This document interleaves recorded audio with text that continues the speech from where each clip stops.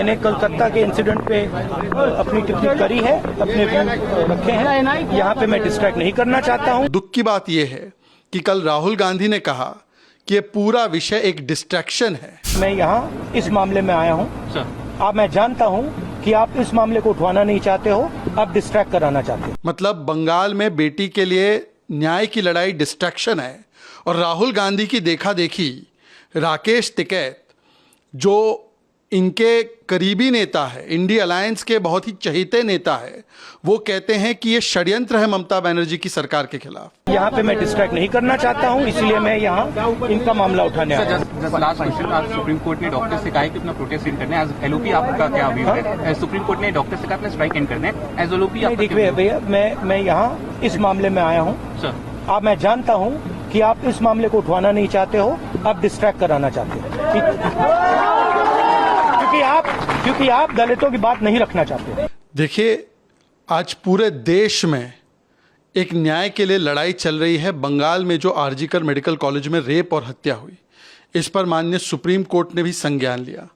High court के बाद supreme court ने पश्चिम बंगाल की सरकार को फटकार लगाई कि किस प्रकार से वो इंस्टीट्यूशनल संस्थागत कवर अप कर रहा है और बेटी बचाओ या बेटी को न्याय दिलाओ नहीं, बल्कि बलात्कारी बचाओ और सबूत मिटाओ कर रहा है। परंतु दुख की बात यह है कि कल राहुल गांधी ने कहा कि ये पूरा विषय एक डिस्ट्रैक्शन है। मतलब बंगाल में बेटी के लिए न्याय की लड़ाई डिस्ट्रैक्शन है और राहुल गांधी की देखा देखी राकेश टिकैत जो इनके करीबी नेता है, इंडिया अलायंस के बहुत ही चहेते नेता है, वो कहते हैं कि ये षड्यंत्र है ममता बनर्जी की सरकार के खिलाफ। वो कहते हैं कि 10 दिन से मीडिया और देश की जनता प्रोपेगेंडा कर रही है। मैं पूछना चाहता हूँ, सुप्रीम कोर्ट षड्यंत्र का हिस्सा है?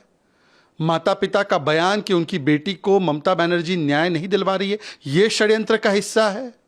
हाई कोर्ट की सख्त टिप्पणी और सीबीआई को जांच सौंप देना, पश्चिम बंगाल की पुलिस को कहना कि एब्सोल्यूट फेलियर रहा, यह षड्यंत्र का हिस्सा है राकेश टिकैत जी?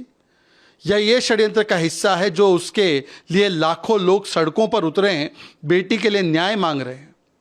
यह शर्मनाक बयान है और यह बयान अपेक्षित है क्योंकि इंडिया अलायंस के सभी नेता इसी प्रकार के बयान देते हैं। राहुल गांधी ने डिस्ट्रैक्शन बोला, अखिलेश यादव के नेताओं पर बलात्कार के आरोप लगे तो उन्होंने बेटी का नार्को टेस्ट मांगा।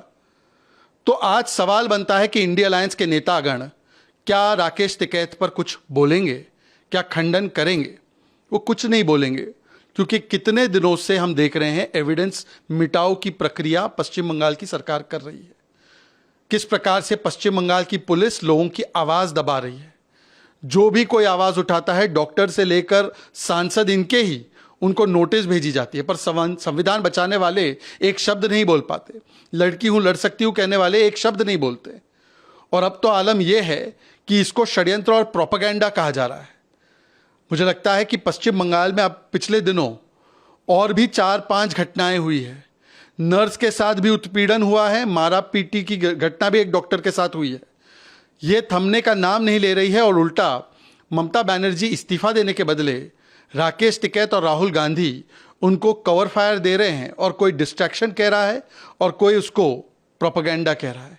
ये पीड़ित का, पीड़िता के परिवार का और तमाम लाखों डॉक्टर्स और महिलाओं का अपमान किया है राकेश टिकैत ने। उनको माफ़ी भी मांगनी चाहिए, पर इंडिया अलायंस को इस पर अपना वक्तव्य भी जारी करना चाहिए।